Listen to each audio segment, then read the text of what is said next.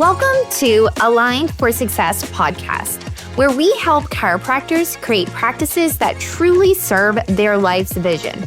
I'm your host, Dr. Nikki, and I'm here to show you how to break free from stagnation, grow your practice, and rediscover the joy of why you became a chiropractor to begin with. Whether you're looking to boost your revenue, spend more time with family, or simply enjoy practice life again, you're in the right place. Let's align your path to success. Today, I want to talk to you guys about hardships in owning a business. My business turns 10 years old in September of 2025, so this year. And when I was thinking about what's a really hard time I've ever experienced while owning a business and how can I talk about that today, I thought about the past 10 years and there wasn't anything that immediately jumped out to me. And I thought, that's weird because there's been a million times where I've thought, forget this. I am just going to give my practice away, sell it, move to another country and just drink wine all day long. And so there has to be something. And the more I thought about it, the more I thought that right after Hazel was born is definitely the most difficult time I've ever had as a business owner. And it's not because I didn't want to go back to work. It's not because having a baby made me say, oh, I think I want to be a stay-at-home mom now. I love to go to work. I love to make money and contribute to my family. I love to provide jobs for other humans in our community. And I also just love to have my own practice.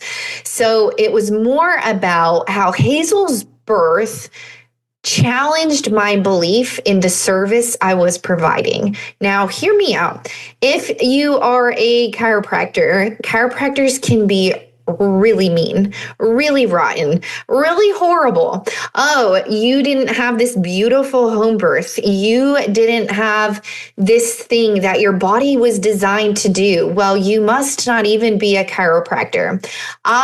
Before I had Hazel, I had immense belief in the service that I was providing, so much so that I really think I lacked empathy for patients because I thought, well, these things are not happening to you as a patient, we're allowing them to happen. And so I really couldn't understand, why did you have a C-section? Did you just give up? Did you not care what the outcome of your birth was?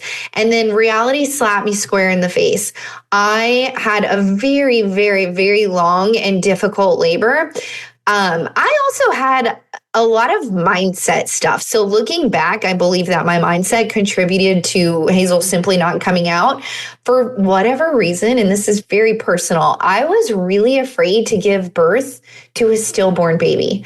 And then just like when you're on TikTok or Instagram and you start, the algorithm. And so it was like, I would start seeing all these things about babies that were born still. And I was like, oh my gosh, is that going to be me? I also, when I went into labor, I called my sister hysterically in tears. What if I don't like this baby? What if I don't want to keep her? Will you take care of her? It's horrid. But all of these mindset things that were really honestly setting me up for failure. And so I live in Alabama, and in Alabama in 2018, you could not have a legal home birth. And so I and my husband, Jonathan, drove to Mississippi to have our daughter, which that's like a whole nother part of the story, like driving across a state border to have a baby. That's kind of crazy. It is crazy. But having this really bad birth experience and how it translated into my business. So 4-day long labor, I won't take you guys through all of the details of my birth, but it was a really tough birth. And so Hazel, my daughter, was born via a C-section under general anesthetic. And I genuinely didn't even know that you can have a baby and be totally knocked out under general anesthetic. So that was another reality check for me of, oh, wow, I thought I was so prepared. And I thought I knew everything there was to know. And if I just didn't give up, this baby would eventually come out. So as I'm having my baby, I just completely disassociate. And when it was time for me to go back to work, I didn't want to because I had no belief that chiropractic worked. If chiropractic worked, my baby would have been in a perfect position. If the Webster technique did what it was designed to do, it would have made labor shorter and easier for both of us, because that's what I had been preaching to moms for 5 years before that. So if chiropractic was this just amazing thing, why didn't it work for me? And I had a hard time going back to work and facing my patients and admitting defeat, if you will. But the biggest thing that was hard for me was that I just had this newfound sense of, I don't believe in the service I'm providing.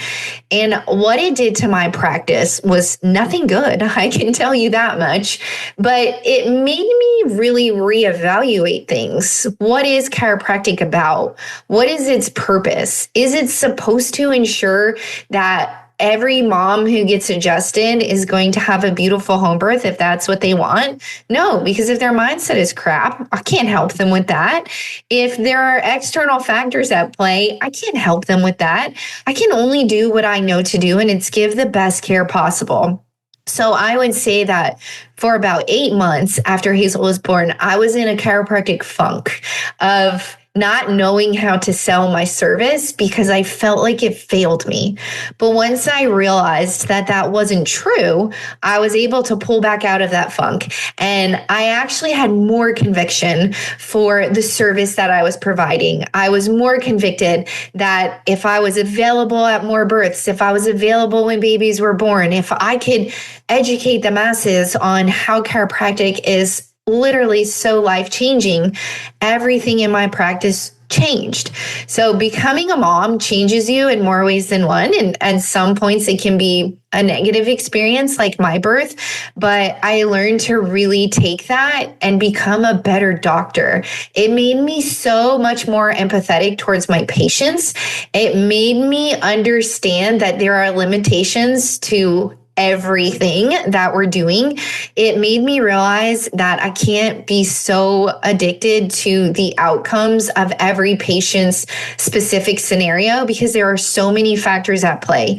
So if I think back to the hardest time in entrepreneurship, it doesn't have to do with COVID and mandates and shutdowns. It doesn't have to do with insurance changes. It doesn't have to do with staff and team members leaving after a long time. It has to do with the time that I lost the belief in the service that I provide. So if you take one thing away from this today, it's if you are struggling with your business and owning a business, is there something that you're doing in your business that doesn't align with who you are as a person?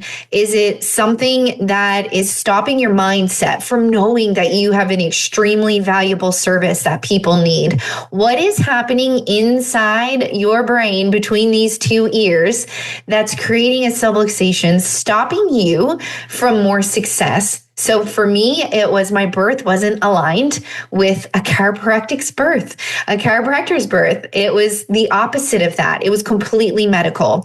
And so overcoming that is one of the greatest things that I've had to work through in owning a business.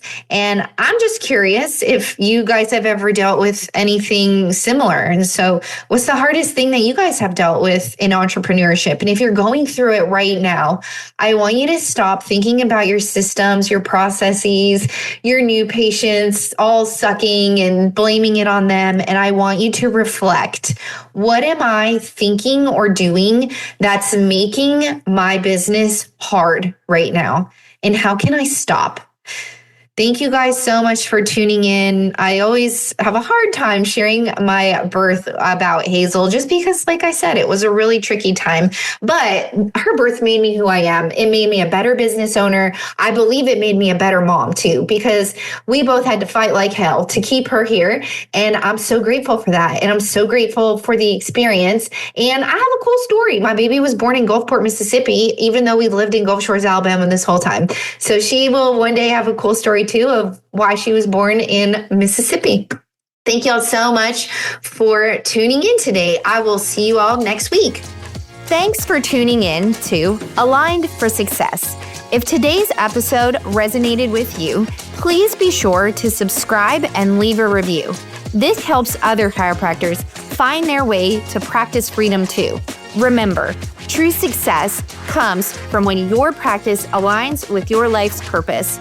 Until next time, I'm Dr. Nikki Cottis, reminding you that a thriving practice and a fulfilling life go hand in hand. See you next week.